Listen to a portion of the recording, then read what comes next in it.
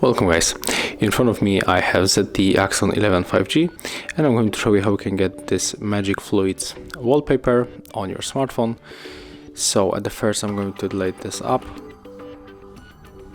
and right now I'm going to apply it one more time. So go for the Play Store and type here Magic Fluids Free.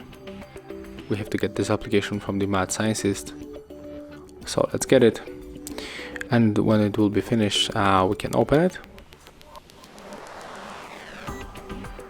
And right now click right here, tap to set as live wallpaper, click it one more time, and we can set it up on the home screen and also on the lock screen. So we have to pick your way. I'm going to apply it on the both, and right now when we close the application we got on our screen the new cool animated wallpaper.